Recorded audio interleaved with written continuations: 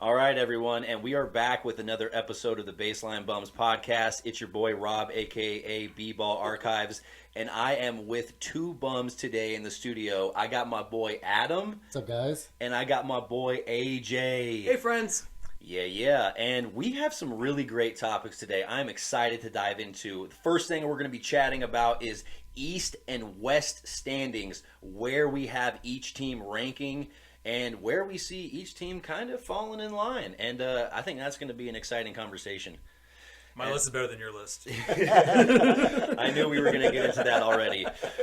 And then we're going to kind of segue into Chet's future. He's going to be out the entire season, so where is his future after this? So we're going to be kind of chatting about that, and we're also going to be bringing up first team All-NBA or NBA bust when it comes to Chet as well. Then we're going to kind of chat about our underappreciated Spurs starting five. No Hall of Famers, no All-Stars.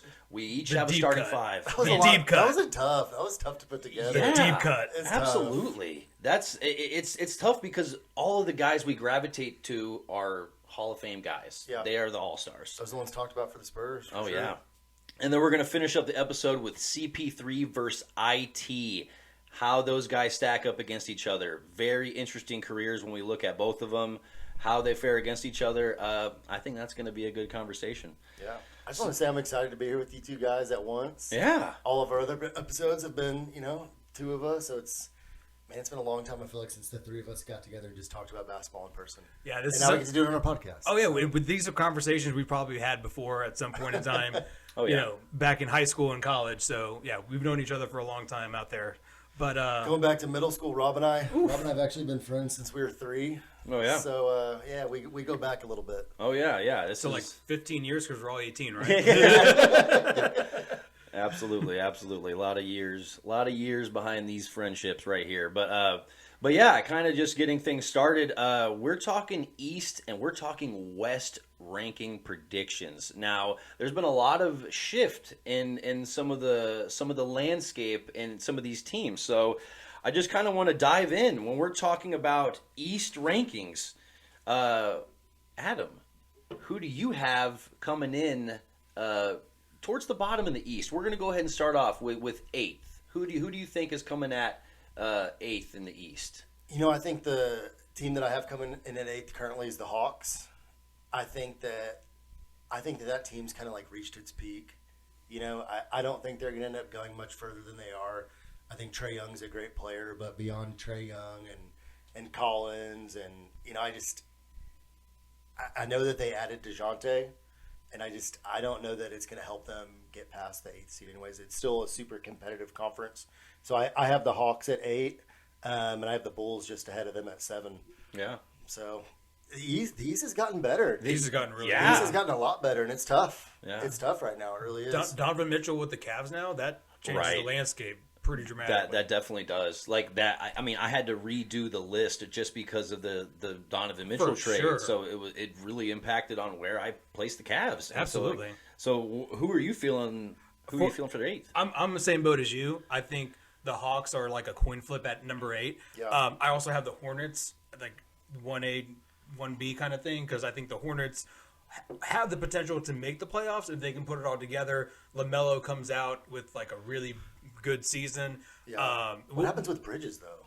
Like, is he playing? I don't know. Like, aren't them making playoffs like pretty contingent upon Bridges? Right. Yeah. Like and- re-signing? I think that's a conversation in itself. Is should he play and will he play? It's yeah. We'll see. Well, it's Right. yeah, it's definitely a little sticky, but Right. I'm in the same boat with you. Like the Hawks, like they added DeJounte, but they're not going to stick out. They're not going to beat the top teams in the East. If they make it the playoffs, they're going to either get knocked out in the first round or get knocked out in the second round if they get lucky enough. Like, do you have the Bulls? You have the Bulls in the playoffs next year, I assume, right? I do have the Bulls. Where do you have in the them? playoffs? I have the Bulls at 7th. Okay, same. And I have the Hawks at 8th. It's crazy. So we are Those teams are very both good. Yeah, those teams are both good. They have both. They both have really good scoring. They both have young cores outside of DeMar DeRozan.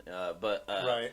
But they both have athleticism and a lot of pieces to be excited about. So I think you know, they don't have a lot of playoff success. Right. So that's the one glaring thing. So Yeah. even if they do finish somewhere higher, you know, maybe even a fourth, fifth, if they overachieve and get somewhere in there, I don't view them as a real threat. No, like look at the teams ahead of them. Like I have Yeah.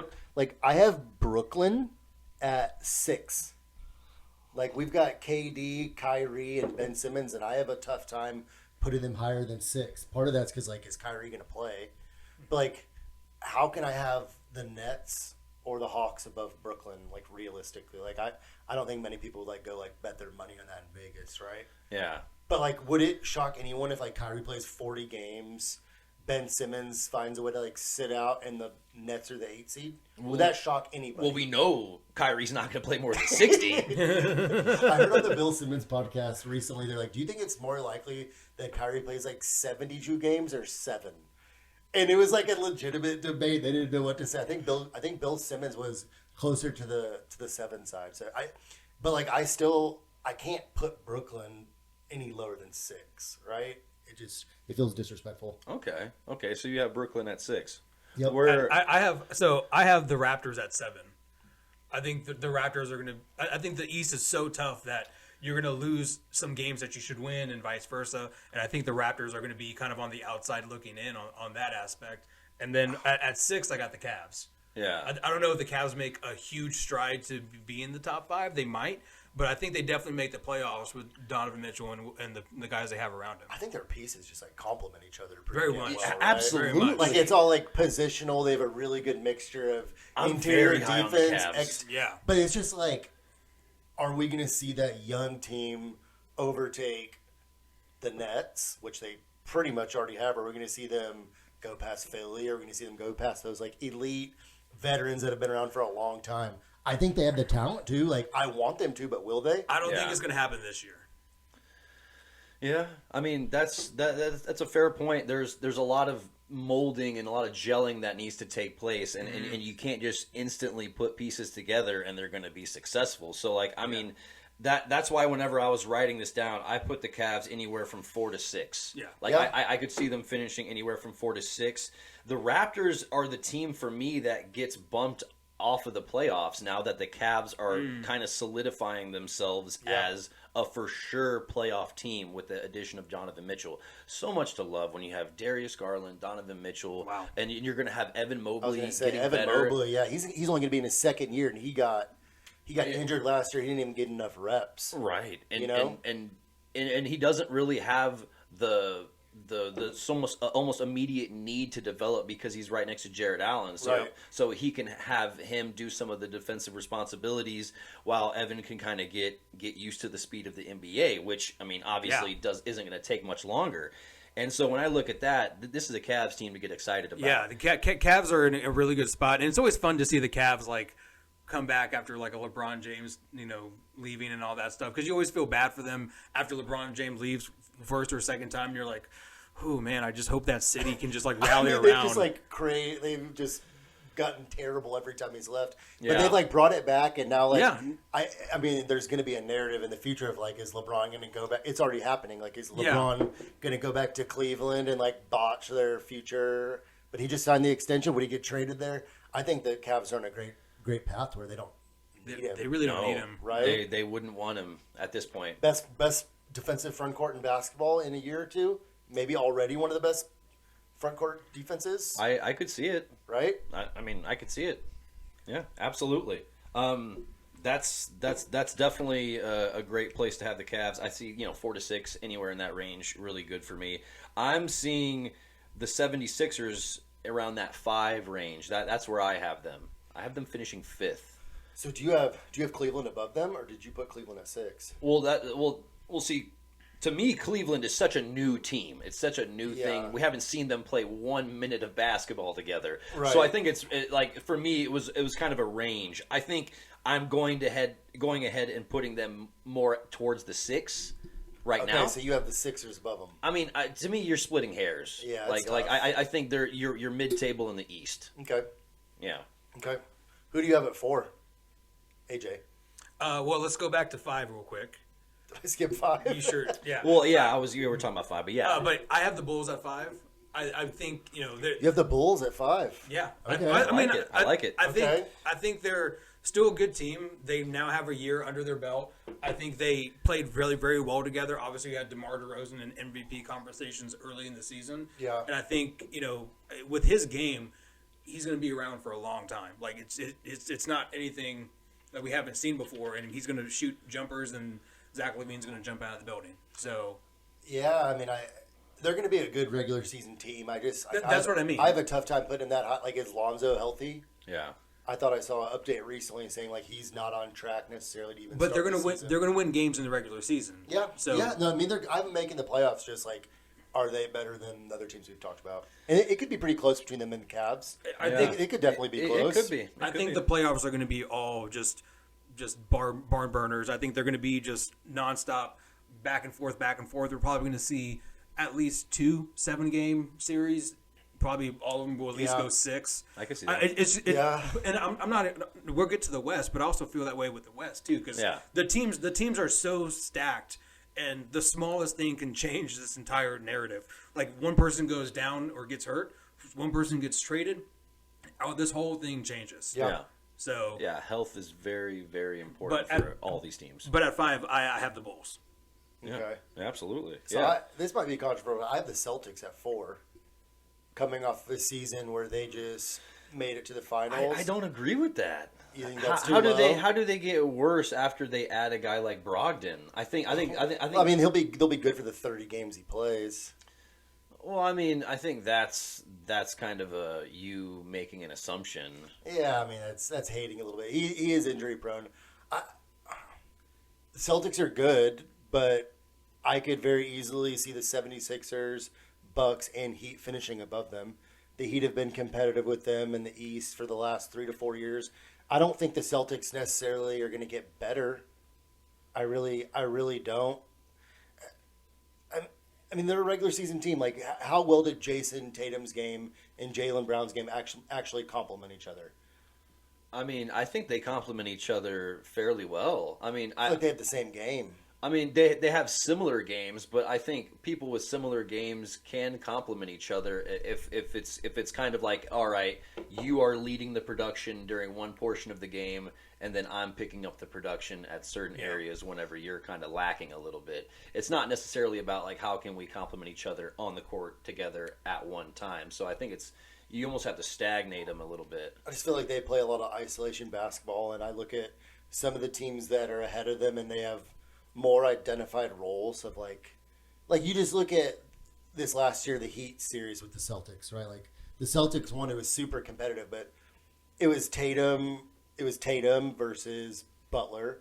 But like, I feel like Tatum had to play out of his mind to even get them there. And I think there's a team that we're about to talk about that is certainly beating them last year, and the Celtics aren't going to the finals if a certain player is healthy. Right, of course. So it's like at best they're 2 for me. I don't think could have the Celtics 1 under any scenario. And they've just like never – they put it together towards the end of last year. I think Al Horford's a huge part of their winning. He's a year older. Mm-hmm. I still think he's going to be really good. I think the Celtics are going to be really good, but I don't think you're going to see the Celtics be back in the NBA Finals next year. And I'd be willing to bet a lot of money on that. Fair enough. I mean, I personally think, you're right. I think, obviously we all think probably the Bucks have the most likely chance to get back to the finals out of the East, but just focusing on the Celtics, I think, obviously when you add a guy like Brogdon, I think that's going to add some really, really good backcourt depth that they kind of needed.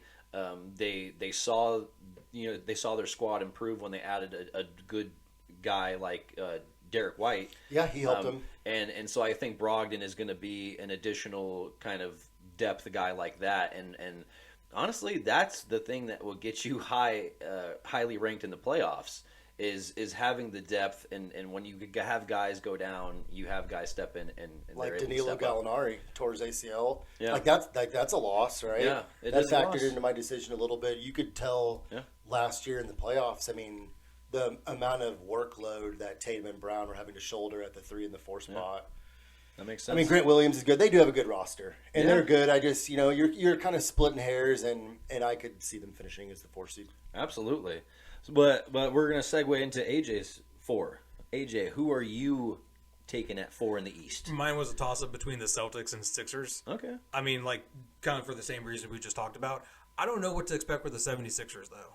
Like, you're going to get Joel Embiid for sure, but, like, what's James Harden going to look like? Yeah. Is he going to be more comfortable running with the guys out of the 76ers? Like, obviously they have a great team. They just never been able to overcome that hump, and is James Harden the guy to get them over that hump, even though if history repeats itself, he's never been that dude to push the envelope.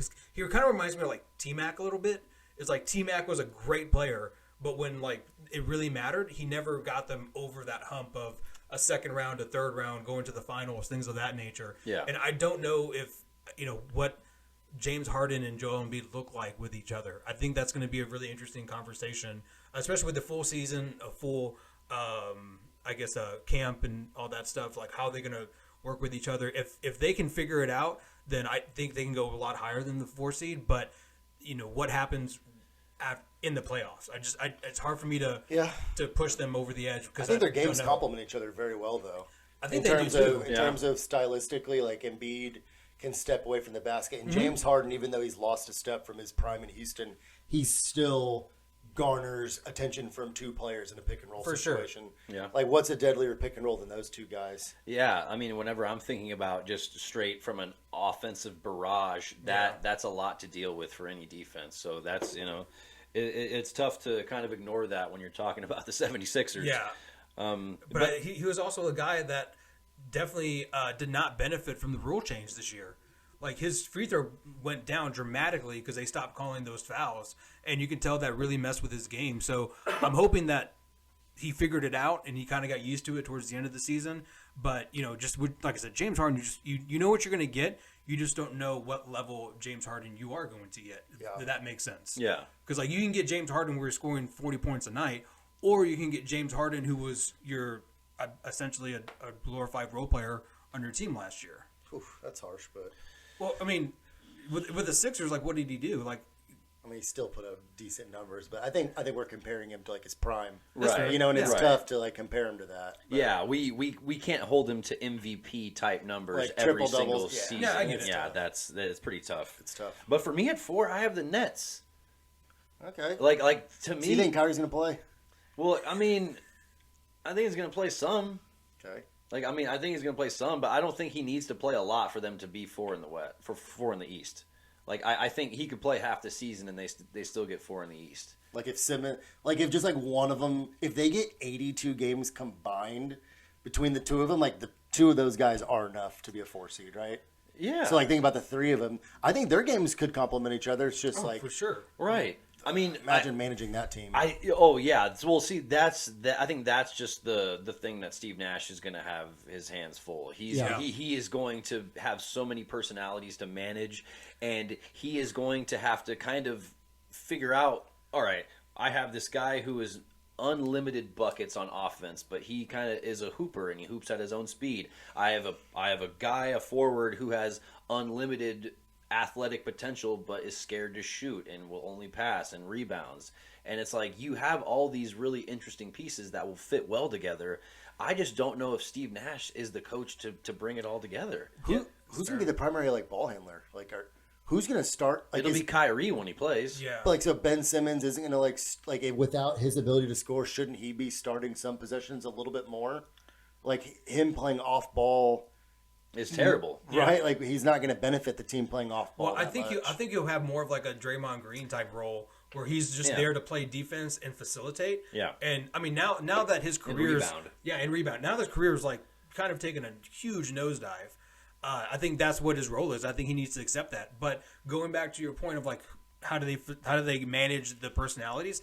I think that's why you bring back a guy like Patty Mills to basically be that veteran leader in the locker room, to just basically like, hey guys, let's kind of bring it all together. I don't think anyone can control those personalities. I don't think so, but if anyone's going to do it, Patty Mills at least has the veteran and I guess foundation in order to do that. Hey, you don't have to convince me about loving Patty right now. Right. Love me some Patty, baby. Absolutely. He's been around a lot of successful teams and knows what a championship attitude is. So, Patty Mills for the win on that one.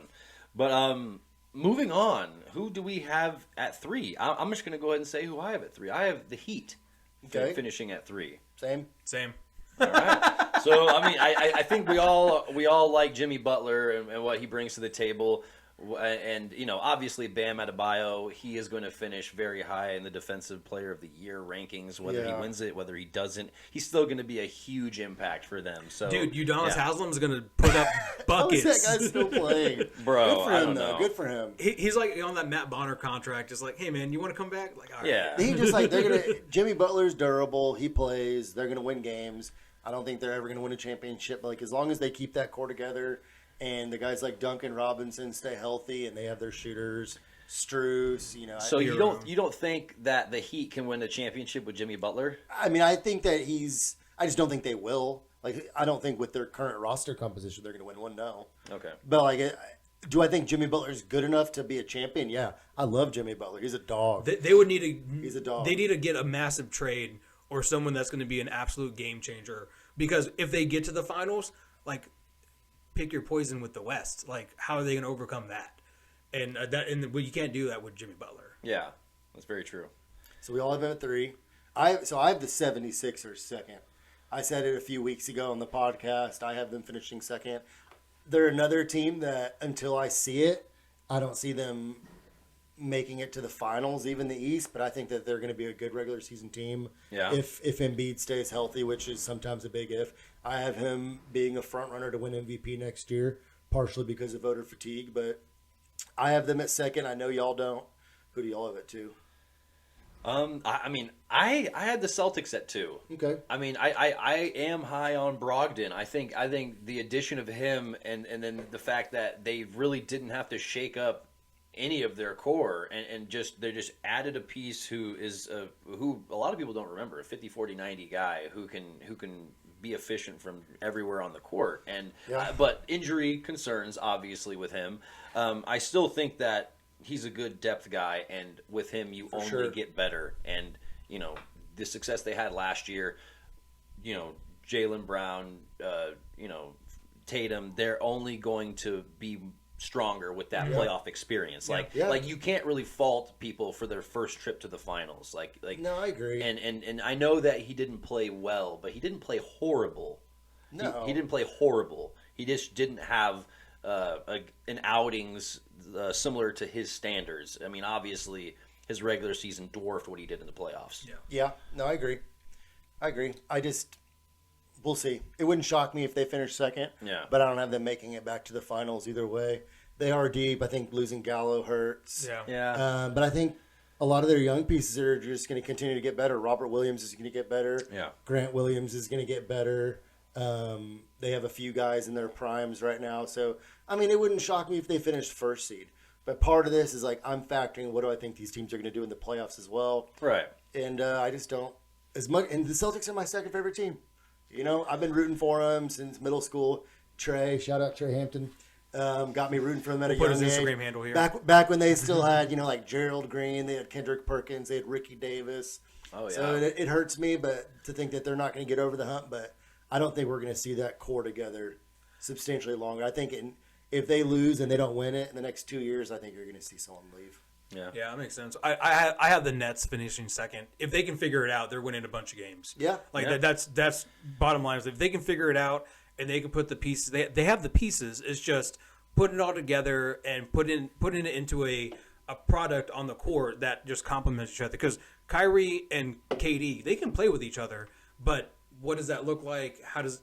What does the spacing look like with that? Do you just ISO KD and then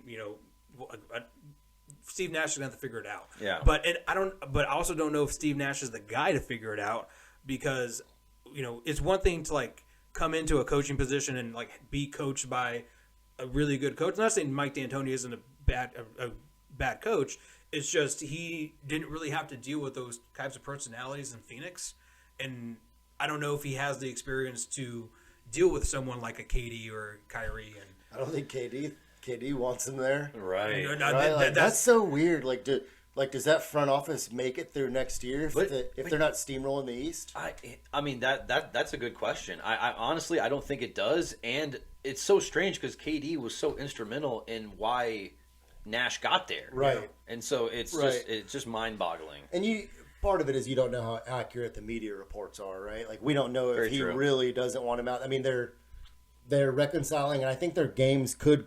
I don't think they don't complement each other. It's just the off the court, the mental. Do they keep it together for 82 games in the playoffs? And it's tough to do it in Brooklyn because Brooklyn's a very distracting city.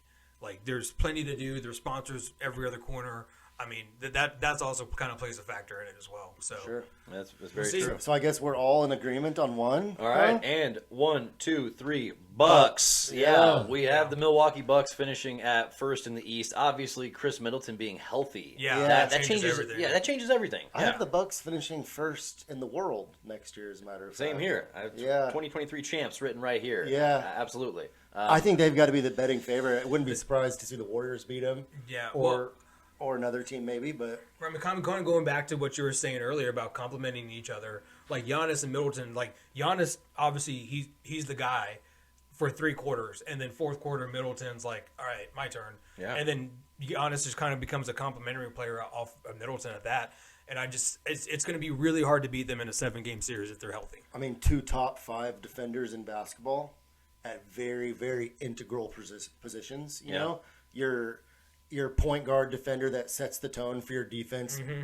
And then Giannis is so versatile defensively. I think they're 2 of the best 5 defenders in basketball. Drew Holiday is, by his peers, often referred to as the best defender in the NBA. Him, Kawhi, and but even though Marcus Smart won the Defensive Player of the Year last year, many people still will take Drew Holiday over him. Sure. Absolutely. Yeah, not as flashy as a defender, but solid, strong. Oh, just really, really solid. Absolutely.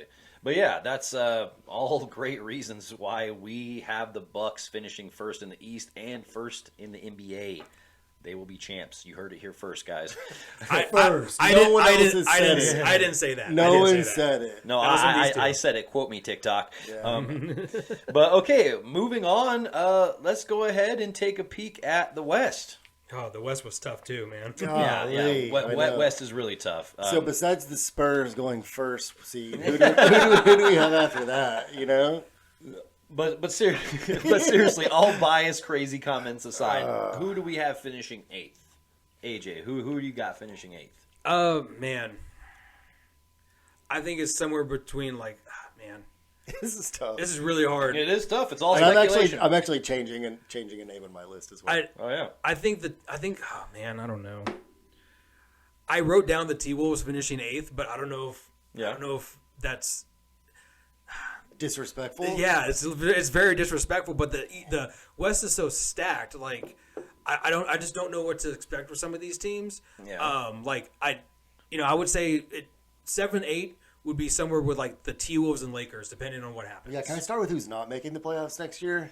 Well, I mean, I think if we're I'm just saying like one team, like the Lakers. I have them written as 8 here, but I'm just like, I was literally like, am I forgetting anybody?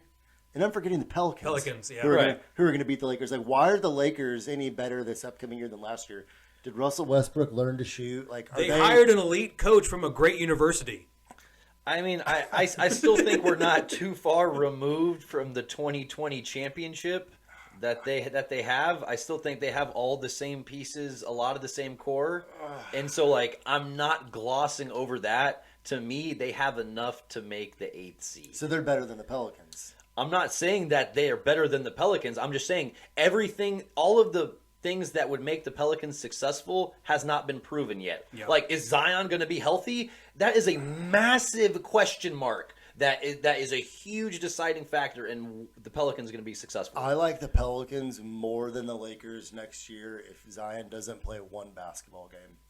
So I do not. I think with him they're going to be better. And it's funny because I had the Lakers written here. It's just like the benefit of the doubt. Like you're probably thinking like LeBron and AD have got to figure it out aside from Russ, right? But like I think Patrick Beverley actually helps. As funny as that may sound, like he's a defender. They're like losing from their 2020 championship team. They lost defense. They lost some key defensive players. So I have them out. I've got the Pelicans at 8. I got the Mavs at 7. Yeah. What do y'all think about that? Yeah, I mean, I think I have the Mavs much higher than that. But, Same. Really? Yeah. Are they any better? Are they going to be better than last year? They got Christian Wood.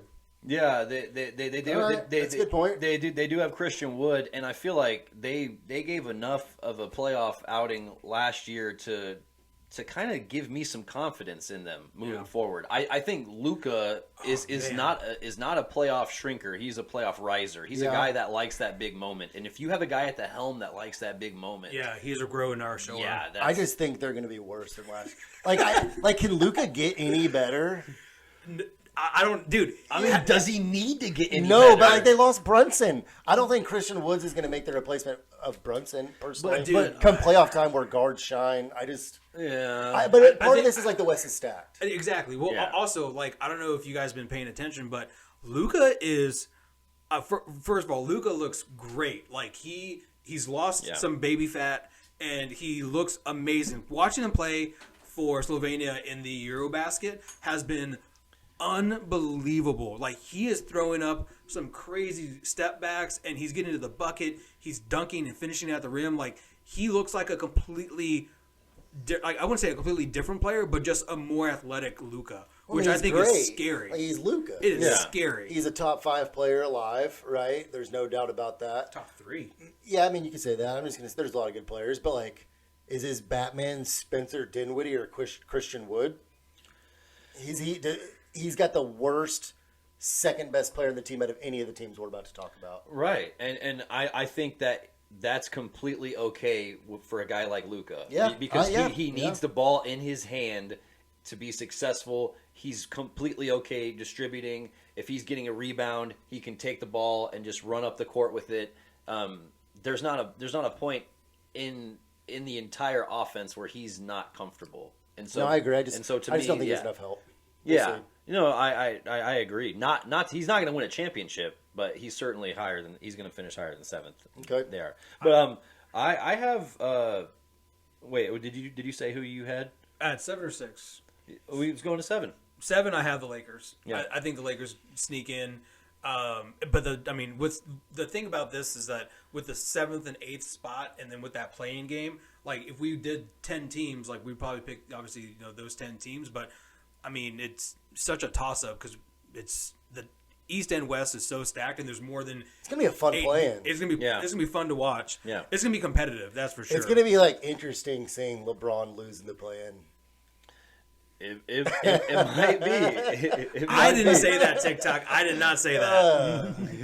I mean, he certainly could. I mean, he may not even make it to the play-in. I mean, the Lakers need to address some obvious issues if they're going to get anywhere. agree. But I mean, I just don't think being 8th in the playoffs is something to cheer about. Right. I mean, No, it's just deep. all right. So you're thinking that they're 7th. 7th, Do you think yeah. Lakers are 7th? I'm going T-Wolves 7th. I think I'm high on the T-Wolves. I like the addition of Rudy Gobert and what it's going to do to their system. I just think that they're going to need a solid year for them to gel together. Sure. I think that their identity has shifted too much, and they're still going to have some success, but I think 7th is where I see those T-Wolves. I mean, what did they finish last year? Were they 7 last year? Didn't they do the playing game? I think they were in the play-in. I remember think where they they won the first. I think they were the 7th seed last year. Yeah, I want to say they were either 8th or 7th. I mean, Rudy Gobert's never had a problem helping his team win in the regular season. I think that they'll immediately be better, but again, we're splitting hairs, kind of. Like these teams are going to be within a game of each other. It's super hard to pick the order. I think they're going to be better. I don't think they're ever going to get over the hump. Yeah. I don't think you have. I mean, until we see in the modern era of basketball that 2 7-footers can play down the stretch and you can win a championship with that type of basketball, I just don't think they'll get over the hump. But I have them at 6. I have the Wolves at 6. Right. I mean, I think you're getting too hung up on the fact that they're 2 7-footers. I think you're glossing over the fact that Cat is the best 3-point shooting big man to ever live. And This is more shade at Rudy, probably. Well, I mean, Rudy's can only play down low, and Cat loves to play outside more so than any other center who's ever existed. I get that. I guess I don't understand how that wouldn't work from an offensive standpoint. It's more so from you saw how Rudy Gobert got exposed in pick and rolls. They were literally calling plays, putting him in pick and roll situations to expose him. I'm more so saying I don't Right. know if I don't have a problem with Cat. Well, like without Rudy Gobert, we have in Minnesota get over the hump. It's like not like that. I don't think they can win games. They're going to win games, but Yeah. like you're not going to put your name behind Minnesota winning a championship or getting to the finals. I think losing Pat Bev leaves a huge hole with the T-Wolves. Like, I think losing Pat Bev is, Pat Bev's not going to change the outcome of a game, really, but he's definitely going to influence your best player. And I mean, he's a dog. And I mean, you saw it last year. Like, they were basically following Pat Bev's lead on some of these celebrations and things like that. So, I think losing Pat Bev is a huge hole, but, we'll see what he does with the Lakers. But, yeah, the T-Wolves are going to be fun to watch. Yeah, for sure. That's going to be a fun team to watch. And we haven't talked about Anthony Edwards one my second. God. So, like, Love yeah. him. So that. You mean Michael Jordan? Yeah, that's going to be a huge reason why they're going to see success right now. Name a guy with more swagger than Edwards.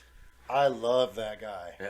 Holy hell. He reminds me of Yeah. Mr. Perfect in WWF because Mr. Perfect was good at everything. And, like, Anthony Edwards, when you hear him in, like, interviews, he's like, oh, I can hit, like, dingers. I can bowl a 300. He's confident. I can do anything athletic, and I'll be better than you. And he can act.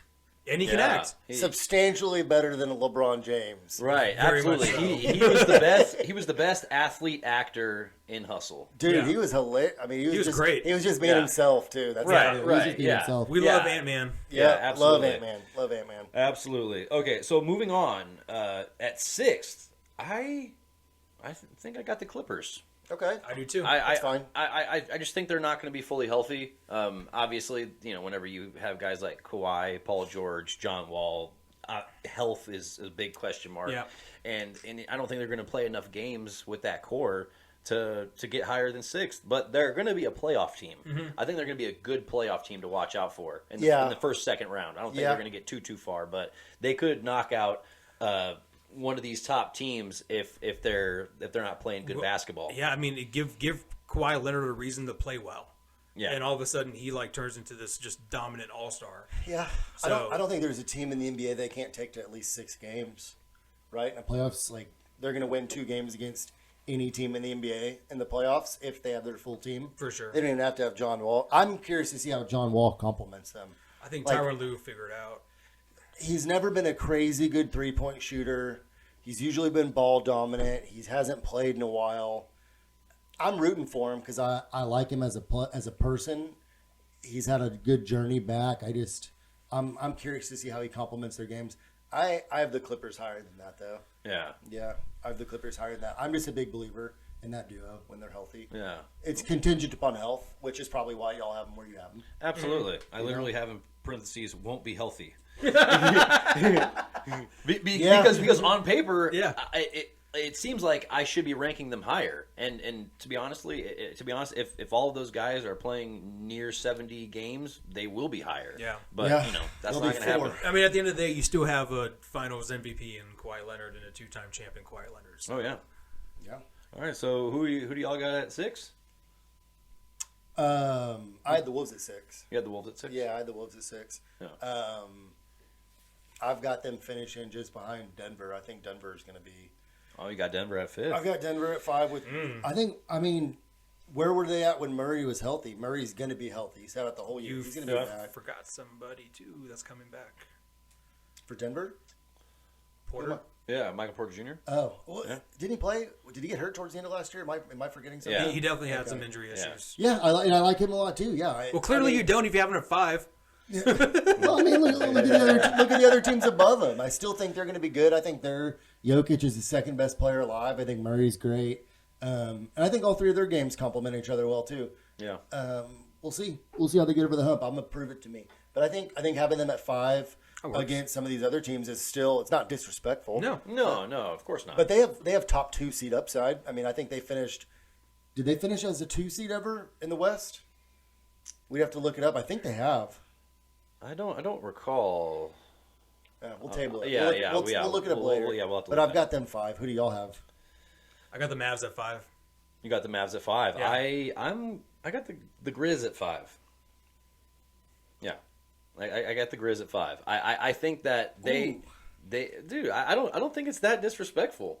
I don't think it's that. I don't think it's that disrespectful. I think Ja is obviously the leader of that team. Yeah. They have really great pieces like Desmond Bain, Jaren Jackson Jr. I think that these guys are still kind of figuring out playoff basketball. Last year was a great outing, and I think that they showed a lot of good promise. But I think it was in the same way like the Celtics did last year, where they did a lot of really good things to get excited about, but they need to get over a little hump, and I think that hump is experience, but they're not immune to finishing mid-table. No, they're not immune to finishing. We're talking about seeds now. If we're talking about who do I think they're going to beat in the playoffs, because I'll tell you what I have them in a little bit, but I just don't think I see that core taking a step backwards. I see that team as being built for the regular season with health. They've got a bunch of young guys, none of their best 3 or 4 young players have probably even hit their prime yet. I mean, Jaw's entering his 3rd year. Desmond Bain the same. Jaren Jackson's getting better. I mean, those 3 guys are getting better every year. I've got them substantially higher than that. And I agree with you. I don't see them killing it in the playoffs, but I've got them higher. But also, we kind of lose fact that if Ja was healthy, I think they would have beaten the Warriors. I really do. Because Ja put up more of a fight. Ja was giving him the business before he got hurt, and Ja's the type of player that can win you a playoff series if he's just unstoppable, which he was. What a dog he is. Absolutely, I love his game. I just feel like they're one of those teams that it's so unproven. It's so raw and it's so new that I can't just be ranking them above teams that have been consistently finishing. I think they did finish as the 2 seed last year. year. No, they did. They absolutely did. They played really great. They played really great basketball, and even when Ja was injured, they played amazing. Yeah. And see, I don't think that you're replicating that. I think if Ja goes down in the future, I think they will not play as good basketball. To me, they've got one of the better backup point guards in basketball, but obviously Ja's their anchor. I mean, they need him to finish where I have them finishing. But I think they're just a team that's going to be durable, healthy. They won without him. They're going to win a bunch of games with him. Yeah, I got them high. Yeah, we'll see. Who do you have at 5, Adam? I got the Clippers. Clippers at 5. Yeah, it's understandable. Yeah, we talked about it earlier. I just love their core. Yeah. I love their duo. I think that they win a lot of games. Yeah. I think that they, like I said, they can beat anybody in the NBA when they're fully clicking. Name a better duo come playoff time. Really hard to do it right. Well, outside of Giannis and Middleton. Yeah. Absolutely. At 5, who are you rocking? Mavs. Yeah, Mavs. Yes. And then at 4, I got the Suns. I think the Suns are still going to be relevant. I mean, it's... Yeah, just like how many... Yeah, because they finished, what is the 1 seed last year? Right? Suns won most games. It's tough because I don't think they're going to be any worse, right? Bridges is getting better. Cam Johnson's getting better. Chris Paul never gets worse. Booker's in his prime. Ayton just signed that new contract.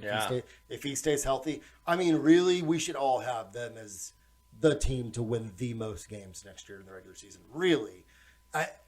Will they get it over the hump again? I don't think. I don't know. It's tough to say what they'll do in the playoffs, but, man, they're built to win. I don't think Chris Paul could go to any team and not make them a team that's competing for the 1 seed. They're just so deep.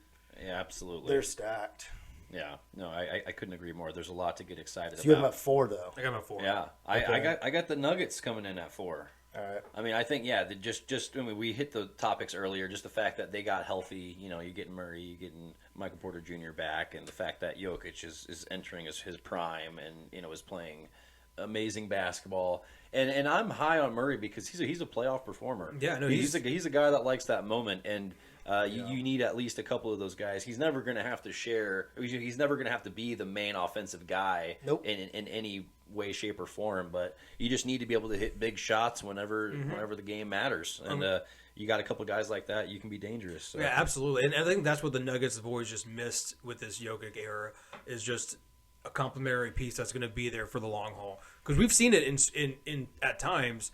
Like that team can be a dominant force in the NBA, and they can actually go deep in the playoffs if they're all healthy, but the thing is they're never all healthy at the same time. And they never had that third guy whenever Michael Porter didn't play for the first year and a half almost. So and they we haven't seen that trio together. And they still got Aaron Gordon, and they still got like a bunch of other assets there. And at the end of the day, it's also really hard to play in Denver if you're on a road trip. Yeah. Like it's still the Mile High City for a reason. I have them a lot higher, obviously, because I'm a huge Nuggets fan. So they're my second team. So you have Nuggets at 2? Yeah. But we got to get to 3 first. Right. I got Suns at 3. I mean, for a lot of the reasons we had spoke about earlier, but we've kind of harped on the Suns a little bit. You know, very complete team. They were able to keep a lot of their pieces. You know, keep a lot of pieces, which is huge. They were talking about you know getting rid of Ayton. You know, potentially Chris Paul might go somewhere. It was like, what the heck's going on? Right. We need to figure out exactly who they have before we can rank them. And that trade rumor with KD was very off-putting. Oh yeah. I have the Grizzlies finishing just ahead of Golden State. I have Golden State at 3. Oh, as a matter interesting. Yeah, and part of that is like they're not gonna if Steph rolls an ankle and he's ready to go, they're not gonna play him. You know, it doesn't matter where they're playing from. They don't need to be a 1 seed to win it all. They're not. I don't think they're going to force Clay to play 82 games. They're not going to force Steph. They're going to be comfortable sitting players. These guys do get hurt, and I just don't think that they're trying to win the first seed in the regular season. I think you've got the Suns that are a little bit deeper. Yeah, that's tough to say, but I just think that there are certain teams that are built for the regular season a little bit more that are going to try to win more regular season games, and I think Golden State will finish 3rd. It doesn't mean I don't think they can't make it back to the finals because I think that they were the odds-on favorite. But I got the Grizzlies at 3. Yeah, nice. So, nice. Yep. Well, y'all are in agreement for once. No, I have Grizzlies at 2. Oh, sorry. You have Grizzlies at 2. I have Grizzlies at 2. Okay. Oh, you were saying Grizzlies just ahead of Golden State. Okay. I can't agree with AJ. Yeah. Never. Never. Okay. I'm glad hell didn't freeze over just then. Wait, who do you have? Who do you have as your 3 and 2? I said I had the Suns at 3, but okay. I have the Mavs at 2. I have the Mavs grossly overachieving this season. I think this is going to be Luka's MVP season. Emphasis on gross. No. I just think that every now and then we see a player that sort of elevates their game. This is going to be Luka's MVP season where we see him. He is my pick. Points per game, assists, anywhere from like. I mean, I think we're going to see like almost like James Harden NBA 2K type numbers from Luka. There's no doubt about that. Well, that's what I'm saying. It's going to be a regular season type thing, and I'm not saying that it's going to propel them to a bunch of playoff success, but I think we're going to see a legendary regular season from Luka. They're going to win 60 plus games. I hope that guy didn't break down. I mean, Dinwiddie better stay healthy all damn year for him not to have to shoulder that workload. Because in order for them to be a 2 seed, I mean, Luka is capable of carrying a team to a 2 seed. I just don't think that they. Right. I don't think they've surrounded him with enough. But I also think that, and to give AJ credit for the point, you're not giving enough thought about Christian Wood. He's an absolute athlete, and I don't think that. And I don't think Luka has played with an athletic big as good as him ever in his career. Yeah, I mean, Porzingis had lost a lot of his athleticism. Absolutely, and he's been relying on Dwight Powell, and he's been making him look successful. Maxi Kleber. Right, that's what I'm saying. So I think that you're not giving it enough credit. Maybe I am overrating him. I just think MVP season from Luka. All right. For sure. All right. Yeah. So, I got Luka as my MVP, so I can totally see that happening. Absolutely. I got the Nuggets at 2 because it's the Nuggets. Yeah. Yep. So y'all both have the Warriors at 1? Yes. Yeah. Wow. Okay. Yeah. All right. I mean, hard to go against the champs. I just don't think they're built for the regular season like I talked about absolutely. earlier. And you hit the nail on the head. It's built for the regular season, but at the end of the day, it just is the regular season. This is not who's going to rank and then finish higher in the playoffs. It's just how we feel these teams are going to finish the season. Yeah. Who's your number one, Adam? I got the Suns. Okay. Yeah. I had the Grizzlies, but I think the Suns are just slightly better than the Grizzlies. And so, it was tough. I mean, all of these, how many game separation do we have between those top 3 teams? Right. You know what I mean? So it's like we're splitting hairs with all of them. It's like we're having to pick an order, so it's tough. I don't think any of us would be surprised if our lists were super wrong. Right. Of course. Well, I mean, any team can get hot too. Like the Lakers can easily go on a 15-game win streak. That can happen. No, it can't. I was about to say. Well, I mean, like, hold up. So, like, does Russell Westbrook, like, is he out for those 15 games and able to actually win? Or, like, Oh man. I know. Anything can happen. No, I mean you're right. Yeah, I mean Like, the Spurs could win 15 games. Okay, calm down. Yeah, well, Next okay. year. Hold up. It's always go Spurs go, but Yeah. but let's be realistic. Let's be a little objective. Wembenyama. Yeah, let's go for Victor. Go for Yep. Victor. But yeah, that's long story short, it feels like we have a firm grasp on where we feel like teams are gonna stand. Who's in the finals next year, by the way? Who's in the finals next Yeah. year? Well, I mean, obviously, we think the Bucks are getting to the finals and winning the finals.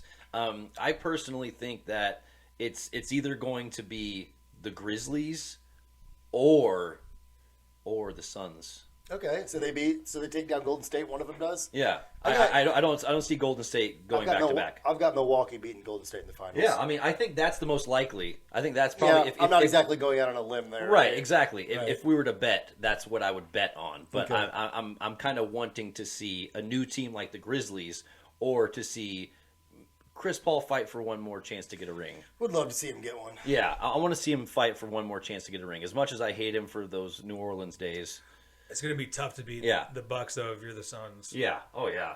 I think the Warriors have a better shot at beating the Bucks than anyone else in the West. Yeah. Yeah.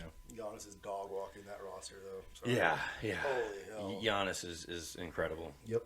But yeah, that's doing it for the East and That was a West lot. standings. Yeah, That was a lot. That was a lot to get Man. through. That was Holy that was a big topic. So I know. I've already been cracking. I'm into so mine. thirsty after that segment. Absolutely. We want to give a shout out to our sponsor, Turning Point Brewery in Fort Worth, Texas. They are putting out a lot of really good brewery, and AJ actually lives right by them. So AJ, will you tell us? Yeah, a little bit about they're actually located in Bedford, right outside of Fort Worth. Absolutely. Turning Point Brewery, they're a great place. They're I guess top 3 in the state according to some polls. Nice.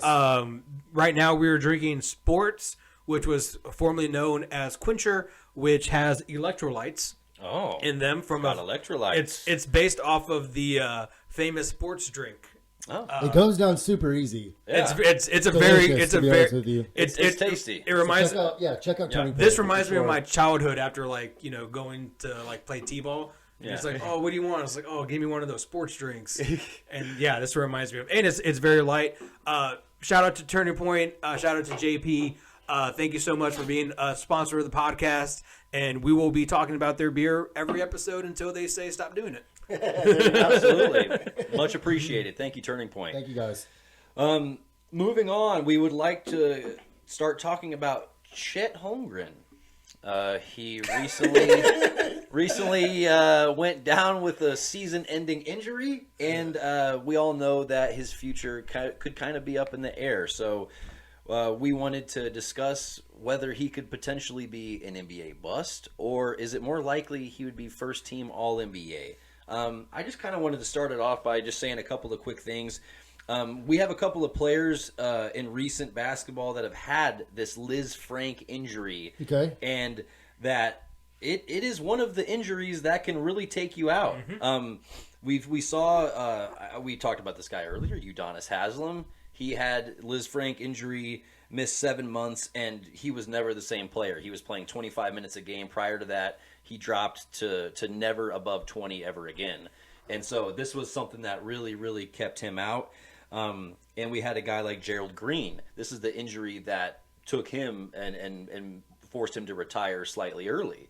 And so obviously his injury, he's primarily predicated on athleticism, so not being able to jump and perform in the same way, obviously. But this is an injury that can either take you out or change the course of how you play the game. Absolutely. So I just wanted to give a little bit of emphasis on that. But he could be a guy like Embiid, or he could be a guy like Greg Oden. So when we're thinking about first team All-NBA or bust, AJ, what are you thinking? Yeah, what are you thinking, AJ? Ideally, he falls in between that for sure. But if you were to ask me, gun to head, this is what you need to pick, one or the other, I would say he's probably more closer to bust. And by bust, I mean he's still going to be a great player in the NBA, but he's not going to be your number 2 star that's going to give you the 50, 40, 90. Like I don't know how this kind of shapes out, because he can go into this injury and be down on himself, or he could turn it around and say, all right, you want me to put on muscle? Here, let me put on 20 pounds of muscle real quick. Let me work with chip mingling with my jump shot. And all of a sudden you have a dominant superstar, and that's, in that instance, NBA first team. But It sounds like you don't know what to pick. I don't know what to pick. It is tough. Because you don't know what to look, what to see. And those big man injuries do linger. And I wouldn't be surprised if we're still talking about his foot 5-6 years from now going, it's bothering him again. So to give a little backstory on why AJ and I laughed in the beginning, we've been talking about Chet since pre-draft. He was Team Paolo, I was Team Chet. At that time, Chet didn't suffer this injury, right? So, sucks that he did this in a pro-am. I think this should kind of put a stop, as much as it's fun for the fans to be able to watch that. You can't have a guy that you just paid that much money getting his foot hurt in a pro-am. Your number 2 pick. That's ridiculous. But, Yeah. So this argument's tough, though, because, top 5 player in the NBA or bust. What does bust mean? Does bust mean, not living up to the number 2 overall pick in the draft? Yes. Because, I think he will make an All-NBA team at some point in his career. You said a player's name earlier that I think you got to talk about, Joel Embiid, who was hurt when he got drafted, didn't play for his first 2 years practically in the NBA, and now you're looking at a guy who is undeniably a top 5 player in basketball, right? So he was able to do it. I don't think he had the same exact injury, but it was a foot injury, right? Yeah. And I don't think I think that Chet's more mobile. I think that he will be able to put on a little bit more muscle, and I just think he's going to be able to recover from it. They're not going to rush him back. He's going to have all the time in the world, and I just think he has got such an elite skill set. There's a reason GMs have been drooling over this guy for the last 4 years. It's because he's 7'1". He's got elite defensive skill already, and he can score from anywhere, right? So it's if I'm picking, does this guy never make an all-star game? Because that would be, if this guy never makes an all-star game, he's a bust. Well, right? Never making an all-star game and first-team All-NBA are very different things. Right. I'm just saying, for me, defining him as a bust is if he doesn't make the all-star. If this guy's if he is a 2-pick, becomes an all-star, he didn't become top 5 player in the game, but if he's a top 15 player, top 20 player, no one's gonna be this guy was a complete bust. Right. But I think that if he gets healthy, he's certainly going to be competing to be first-team All-NBA at some point.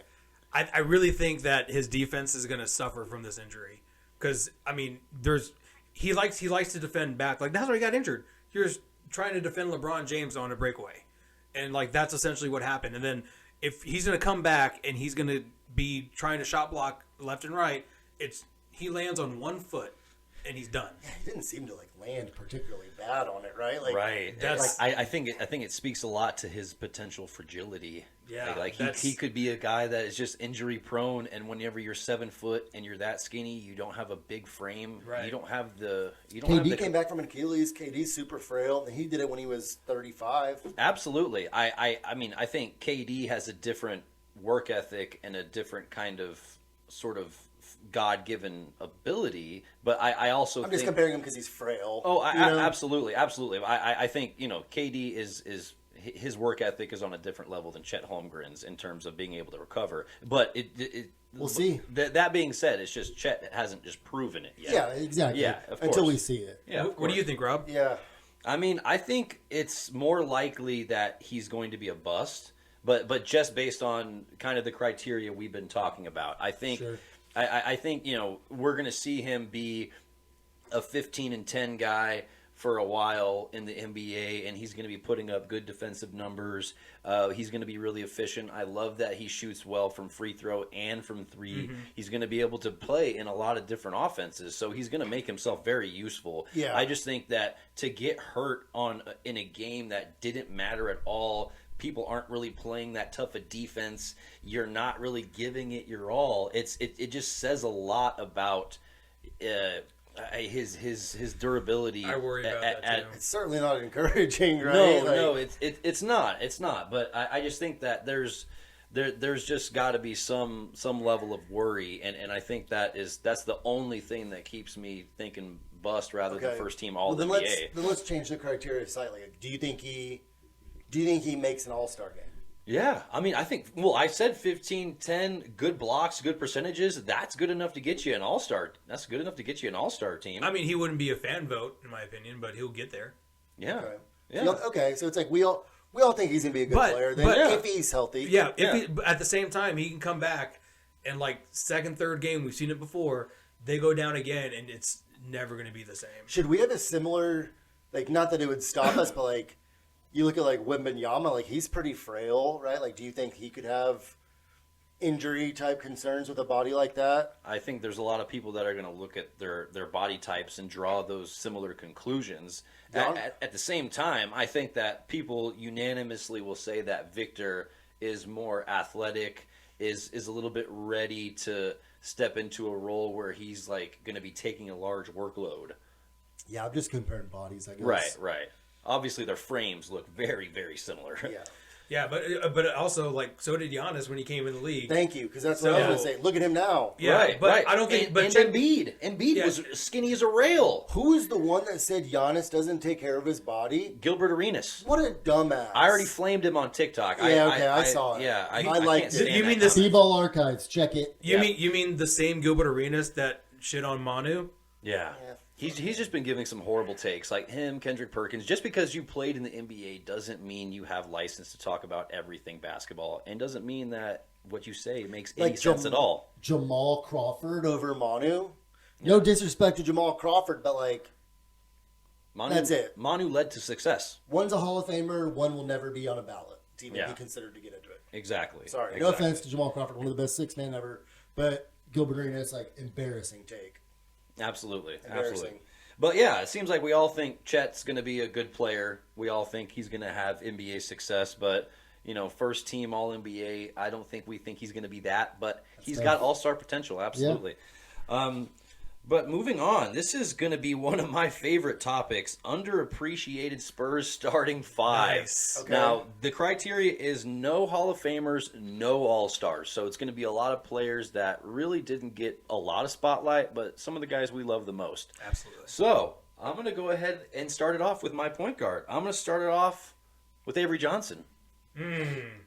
I think that's Same. whenever we look at the floor generals and Spurs history, every single one of them that is not an All-Star or Hall of Famer, it's got to be Avery. you have to have Avery. He's such a right? good leader, and Thank you, and, thank and you. obviously his coaching success is a part of that as well. He's a guy that just knew how to lead men. Knew how And to he lead doesn't a get team. talked about that much anymore, Yeah. right? Like, Little general. I mean, name five bigger shots In in the history of Spurs basketball. I can name like 3, Yeah, maybe I mean, 4. It's hard. I mean, I might that be could, able to do 5. that could be one of the biggest shots ever in Spurs. You can argue that. That was our Yeah. first. That was our first championship that he hit. He was our leader on a team with Tim Duncan and David Robinson, who on any team in the NBA could be the number one leader. Were at different Sure. points. So it's like, I mean, it's. I'm kept not saying it- he was the exclusive leader, Right, but right. like, He kept them in check. I mean, he's just, he's underappreciated, and that's why he is my point guard yeah, all the I- time. that's- And he never made an All-Star game. Yeah, Yeah. no, that's Oh, a yeah. great one. I went with his backup, Antonio Daniels. oh, Because- I like it. Because I think I told the story. Antonio Daniels, like you see him all over San Antonio. Like he was always around. He was always like doing youth stuff. But as his backup for my starting five, I have Patty Mills because I Okay. think Patty Mills really, really became that spur that we needed during the time of like we needed some like leadership. Yeah. And he was always out in the community. He was always out doing stuff. He really embraced San Antonio, and San Antonio embraced him. And Patty Mills is one of those guys. Like, I hope he comes back to retire a Spur. Yeah, I would love to. He was our longest tenured Spur Yeah. before he ultimately left. Yeah.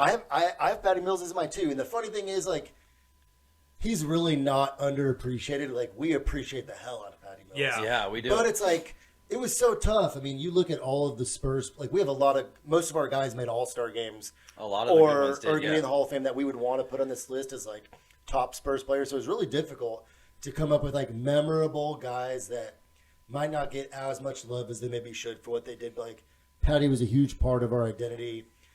I think a lot of the younger guys like Kawhi looked up to him. He was always the ultimate teammate. For sure. Can't have him off the list, even if we super appreciated him because we do and did. Yeah, Right. and he also went from the back of the bench to a key role player.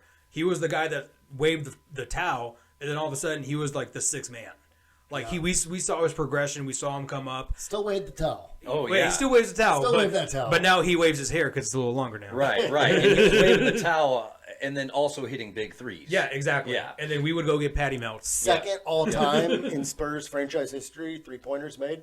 Patty Behind, Mills. obviously, our boy Manu. Yep. So Absolutely. At my 2 guard, I have Stack Jack. I do too. Steven Jackson. okay. Honestly, I got great, Steven- great name. Great name. Yeah, I love Steven. We Jackson. love Steven Jackson on the podcast. I need some grit on this team. I needed some. I'm about to fight you on this team. And, He'll definitely do that. and then so that's why I got Stack Jack. I love his skill set. That's a name So that versatile. he should be on my Yeah, list. I have Stack Jack too as my starter, but as his 2 backups, I have Doc Rivers and Andrew Gaze. Oh, Andrew Gaze. well, Doc Rivers made one All-Star team. No, oh, okay, well, Yeah. eliminated. Andrew Gaze is the backup. Okay. Well, I'm just saying. Like because I would have gone Doc for Yeah. sure. I looked up. I was like, oh dang, I could have gone Doc. Andrew Gaze might be arguably the best Australian basketball player of the '90s. So, I mean, he didn't really have a big Did role. Andrew Bogut get drafted? No. Yeah. After that. But after that. but I mean, Andrew Gaze is he's one of my favorite Spurs just because I wouldn't say he started the international thing, but he was one of our first international players that came over, and I mean, he won a championship with us. He's a 2-time NBL champion, so like he means a lot to Australian basketball. I have not thought about that name in a long time. Yeah. You're welcome. Absolutely. Andrew Gaze. Good name drop right there. Okay. I've got one. Yeah. By the way, Steven Jackson, I was in the Instagram comments one time on his page, and we got into a brief little debate. He has Baron Davis all-time ahead of Tony Parker. And Interesting. I thought that was pretty. Baron Davis is a great player, but I Yeah. thought that was kind of off. And I don't. Yeah. I I don't thought I think, put him on blast in the comments, and I I, don't- I think don't I think won he- the debate personally. but I don't think he likes Tony Parker, so that's more of a personal thing. Right. Correct. Right. Yeah. The whole that's- group of guys, like Robert Ory, Steven Jackson, They throw shade at the Spurs. Absolutely. Yeah. Um, it can get kind of petty between them. So at my 3, he's kind of more of a 2, but this is a little bit positionless. I got Danny Green up there. okay. Okay. Danny Green obviously never sniffed an All-Star game or an All-NBA, but Yeah. I think he's made an All-NBA defensive team. Not first team, but I think he's made an All-NBA defensive team. He was top 10 all-time in defensive win shares for the Yeah. Spurs. And if you look at everyone else on the list, they're some of our all-time greats, you know. Made some huge shots in our 14 championship playoff run. Yeah. It was just a solid player for us. Like, I think that you really see after he left us take a step backward defensively. I just think I he's agree. one of those underrated 3-and-D guys. His three-point shot's fallen off a little bit, but I think he was just a really consistent player for the Spurs. I don't know that we have a championship without him. I Yeah. would say the Spurs definitely extended his career because I don't Oh, yeah. I don't know if he would be around now if it wasn't for the Spurs. Who do you get drafted by? Like the Cavs? Cavs. Yeah, He got Cavs. cut. We utilized Danny Green better than anyone that was able to. 100%. He didn't even start in college. Right. Those, I UNC. mean, 3-and-D guy. Those are the guys that work well in our system. Who are you working with at your 3? So my 3, I got Bruce Bowen. Same. Right? I got Bruce Bowen, and as Bruce Bowen's backup, I have the Rifleman, Chuck Person.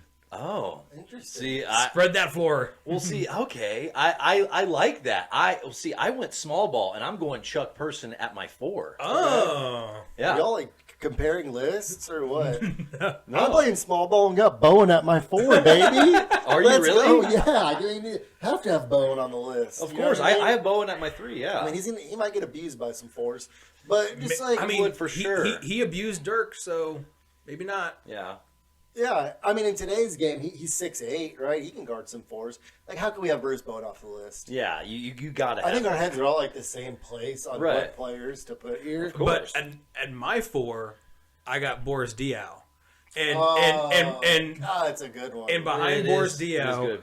I have Terry Cummings, and behind Terry Cummings, I have Antoine Carr. We're going 3 deep. We're going 3 deep behind the underappreciated. You went I deep could on this. I couldn't stop once I started looking up Spurs players. I was like, how can I leave them off my Like, list? where's Vinny Del Negro? Not on the list. He's my coach. Oh D. No, but okay, at my center, I'm rocking George T. Johnson. Nice. That is a throwback Great from the name. early 80s. I don't. Yeah, I'm drawing a blank here a little bit. Okay, all right. Yikes. Dude led the NBA in blocks for 2 seasons on the Spurs in the early 80s. Okay. He 3 times led the league in blocks. And You dude, said George T. Johnson? George T. Johnson was absolutely legendary. One of the best rim protectors in Spurs history, but obviously, honestly, probably 3rd best rim protector in Spurs history behind Tim and David, when you really think about it. I mean, if he led the NBA in blocks, how many years did he play for us? He was only on the team for 3 years. And in the NBA for 3 years as well? Like, No, he was in the NBA for, I think, 12 years. What is wrong with me? I need to get a picture of what He was only about like a 9 points per game, 8 rebounds, but then put up multiple seasons of 3+ blocks a game and was legendary. Yeah, His name sounds like a bourbon. yeah, exactly. George T. Johnson. Yeah. What about I got a guy for us. Jakob Pertl. Underappreciated. You're gonna Okay. go nowadays. Okay, like I think that you could go back 6 months to a year ago, and the Spurs were in conversations about trading him and the possibility of them wanting 2 first-round picks in return. I think he's super undervalued. I think he's gotten one of the best contracts in NBA. I think whenever his contract's up, you're going to see him sign between $15 to $20 million a year. Probably. Which in today's NBA, like a bunch of players get paid that. Yeah. But he's great. He's got, I think, the highest field goal percentage in a regular season out of any player in Spurs history. One of the best shot blockers, I think, that you could point to. Yeah. One of the better defenders. I think part of it's just he's on a shitty team now. But I think Jakob Pertl's a good guy for this list. For my 5, I have to do the starter, the backup, and then the role player. Of course, So I got Fabrizio Roberto Okay. as my 5. Okay. Behind him, I got Tiago Splitter. Okay. And yeah. then I thought about And then Thiago. behind Tiago, the great and powerful Rasho Nesterovic. Where's Nazi Muhammad, though? Throwing shade at Nazi? Oh my gosh, dude, Rasho was so bad. I actually played against Rasho Nesterovic at the AAU facility whenever I was on the Spurs AAU team, and he was recovering, working on the bikes, and then he would come over and would shoot around with our AAU team, and he did some up and down with us. I scored against him twice in a row, but like then I found out, he's recovering from like surgery and stuff like that. But You were nice. but then you see him play in the game, and he was kind of He wasn't terrible. he wasn't terrible, but like when I'm thinking about the foreign bigs that we've had, whether it's Tiago Splitter, Aaron Baines, Boban, like all the big, like Fabricio, like he's behind all of those guys for sure. He's not great. Like he's for sure behind all of those guys. I think he was better when he was on the Timberwolves. But Yeah. we paid him like $6-7 million a year, which was like a decent contract. And that was Yes, also at that that was also post David Robinson, and Yeah. we were like just frustrated we'd have a center. And pre-Nazi Muhammad. Yeah, They played Nazi together. Muhammad. I like the Tiago. I like Yeah. the Tiago edition. What did Skip Bayless say? The best screen setter in the game. Great Yeah. screen setter. Great at getting blocked by LeBron. Yes, very Real bad. very good at getting posterized by a lot of my people. God, yeah. Definitely. Holy shit. Yeah, I mean, but regardless of where you stand on these players, a lot of them are very, very underappreciated and don't get talked about enough. Best 2 that y'all said that I did not think of that I'm embarrassed as a Spurs fan. I like the Steven Jackson, but I really like that Boris Diaw. Yeah, How can I not Boris have Diaw Boris is on great. there? He's obviously starting at my 4. Yeah. Bruce going down to the 3. Danny, you're fucking out. Sorry. Well, it also, I mean, a special, I guess, honorable mention would be Will Purdue. So Will Purdue. Interesting story about Will Purdue. There was a Italian restaurant at Leon Springs. Why can't I say it? Angelo's. It was called Angelo's. Angelo's. And I found out that Will Purdue ate there, left him a basketball card for him to sign, signed it, still have it to this day. nice. Ooh. Thank you, Will Purdue. Excellent. Will Purdue, you're a good dude. Not that great at basketball, but thank you for signing that. He was a great '90s big man. he's better on the Bulls. he Better on the was. Bulls. He was. Well, for sure. I think we covered a lot of the really underappreciated players on the Spurs. I think we're ready to dive into our last topic. We're going to we're talking some CP3 versus Isaiah Thomas all-time discussion. Oh, this now one's that hard. now that we see CP3's career kind of coming to an end, we can kind of see where he ranks on all-time lists. Is it coming to an end? I mean, This guy's gonna play forever, right? He's gonna be like Tom Brady. I mean, Are we saying CP3 is going to play another 5 years? No. He's not going to play 5 more years. He shouldn't. No, right? no. There's But no. like, if there's he's no still way. playing basketball in 3 years, is he still good? Yeah. Maybe. I mean, he was obviously troubled later in the postseason. Yeah. I'm not nitpicking. Yeah, you're Right, right. of course. Obviously, he's been playing for I think this is going to be his 18th season. Right. He's played 17 years. Isaiah Thomas played 13. Yes. So I think when you're talking about this debate, part of it's like longevity. Yeah. So this is where it comes down to for me. Because this is super tough. Isaiah Thomas won back-to-back championships in an era where Michael Jordan was king, right? I guess they won it when he took his break. Correct? Am I forgetting No, here? no. It was like 91, It was early in his year. 90, Yeah. 91 or 91, 92.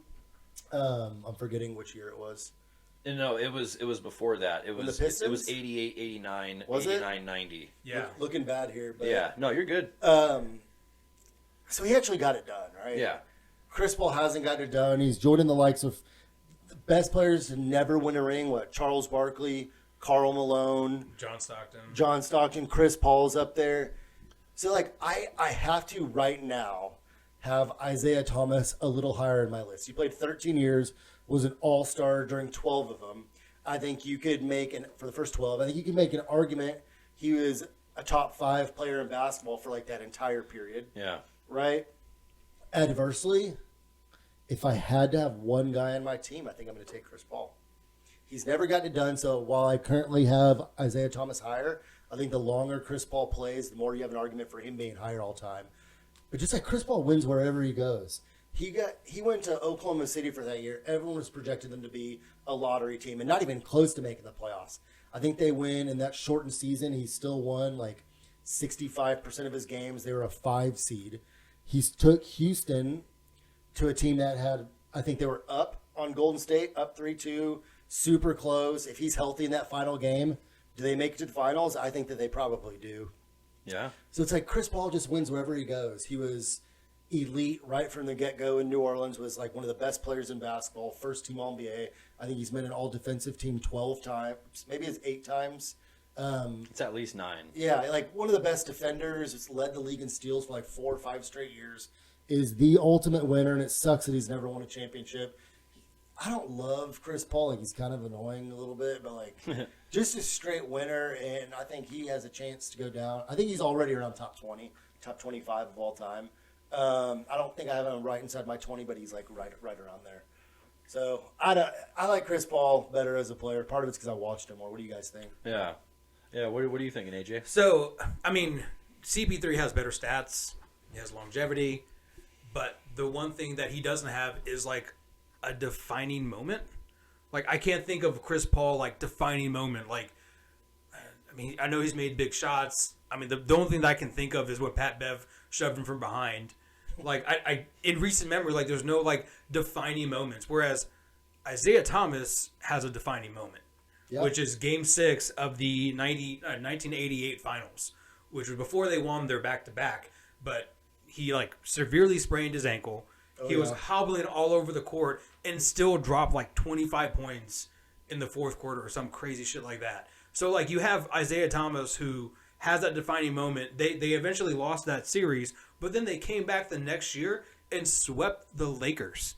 That's with the Magic, Jabbar, as well as James Worthy, like a stacked Lakers team, and they swept them in the finals the next year. Yeah. And for me, like, I mean, obviously, career-wise, stats, longevity, you want CP3, but because he hasn't had that defining moment where he got over the hump, I got to go Isaiah Thomas. Yeah. Unfortunately, like his defining moments are like not getting over the hump, right? Like, Right. Yeah. could never get the Clippers there. Never got them to a finals with all that talent. Yeah. Didn't get it done in Houston, but like Should have got I it just- done in Houston too. I just Yeah. don't think it's like his fault. No, not entirely, but just You know? as the point guard of your team, you're viewed as the quarterback, as the leader. So Yeah. a lot of that has to fall on you, and that is a large reason why I'm very close to your thinking. I think that I do have Isaiah Thomas ahead of him in my all-time ranking because he does have 2 championships. Only 1 Finals MVP though. I think he gets a little bit too much credit because Joe Dumars went absolutely freak and dropped like 27 points a game and like 7 assists during that first finals that they went to. And Isaiah Thomas went absolutely crazy that next year and got his own Finals MVP. But a lot of people they like to just assume that Isaiah Thomas was the Finals MVP during both those years, and he wasn't. So I think that while he was the man on a championship team, and that's something Chris Paul has never done, and that's the thing that slightly puts him ahead of him, I still think Chris Paul is the guy I would rather have running my offense. Same. I think that Chris Paul is going to be able to make the players better around him, and that's something that Isaiah Thomas didn't necessarily do, but it's something that Chris Paul, it's what makes him special. What we got to think about Isaiah Thomas is that he had the bad boy Pistons that he was the leader of. Yeah. Like, you had to control Bill Laimbeer. You had to control a feisty Dennis Rodman. Like Rick Mahorn. Like, that defense though, like, was, like, it was insane. But like, you also had to he was the focal point of that team, and with the Bad Boys Pistons, the Pistons have always been kind of the gatekeeper for these really great athletes. Like, Michael Jordan had to get through the Pistons. LeBron James has to get through the Pistons. Kobe had to get through the Pistons. Like, there's a lot. The Spurs got through the Pistons. And the Spurs destroyed the Pistons. We did. But so that's my thing is, like, Chris Paul had a lot of great talent, but I don't know if the personalities really, really match up because no one's going to be like Bill Laimbeer. Like, he's like, how many fouls can I get today? I'll try to match my points, but it's not close that Chris Paul was better defender, right? Like, we forget that offense is only 50% of the game. Right. It's not debatable that Chris Paul was a better defender. I mean, he was first team all defense, like a bunch. He's also bigger for New Orleans. Yeah. Yeah, I mean, honestly, their defensive numbers look very similar when you just look at steals and blocks, but that doesn't tell the whole story. Yeah. Yeah, absolutely. But yeah, I think we're all in agreement. IT over CP3, but I mean, CP3 is still a very special player. We'd love to have him on our team running our offense. Yep.